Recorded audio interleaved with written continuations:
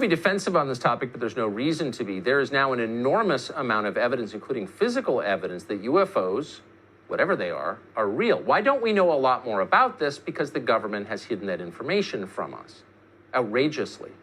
But now some of that information has come into public view thanks to a new documentary called The Phenomenon. We learned the feds are hiding more than we thought they were.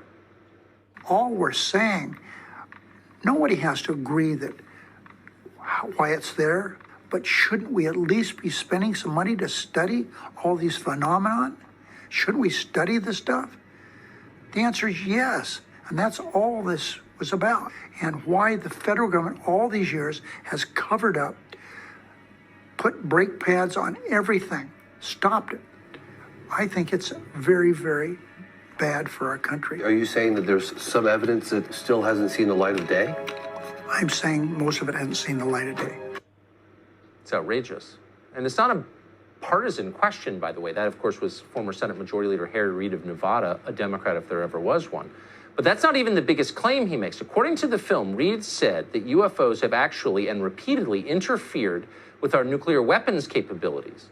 So where are these UFOs from?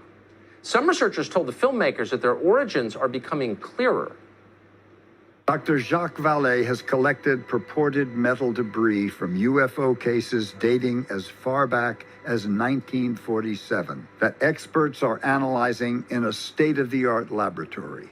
He was astonished to find their composition was unlike any known metal. This material was manufactured. It's not natural. It's not natural to the materials that we have around us in the lab or on the Earth. Yeah, physical evidence of extraterrestrial spaceships visiting Earth, not a big deal. It's nothing compared to, like, the fly on Mike Pence's forehead. If this wasn't an election year, we'd be doing a full hour on this, maybe a full week. It's that important. Unfortunately, we just have a few minutes with James Fox. He's the director and producer of The Phenomenon, now Services, and Christopher Mellon, a former senior intelligence official from the Department of Defense. They join us tonight. Mr. Fox, first to you, thank you both for coming on and for making this film. I just want to ask you in turn about these two strains from the documentary. The first, to you, James Fox, is the question of the nuclear weapons facilities. How often do we think UFOs have visited and why? Well, that was one of the big bombshells that Harry Reid dropped during production of the film.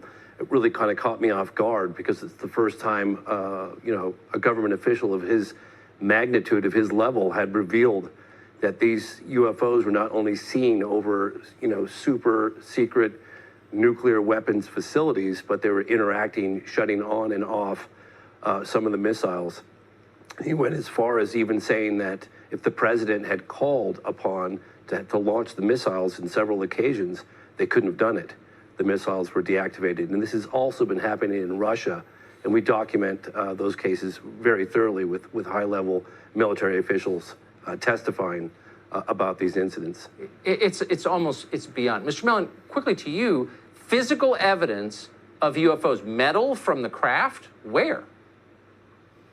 Well, this is, my congratulations to James. This is the most informative and engaging documentary, an important documentary on this subject, because it's no longer a theoretical issue, as you've observed. This is now, the Defense Department has confirmed this is happening. Congress is asking questions. They're asking for a report. So this information, people need to get an understanding and a context with which to sort of process and absorb this. In terms of the materials, there are private researchers, Jacques, perhaps foremost among them, also to the STARS Academy, that have materials and are funding research. Jacques is a meticulous scientist, so he's sending it to peer review in multiple labs. But the gist of it is that those materials were engineered at an atomic level. It's a capability that we don't even possess. If they can prove that and demonstrate that, that'll raise a lot of interesting questions. You think?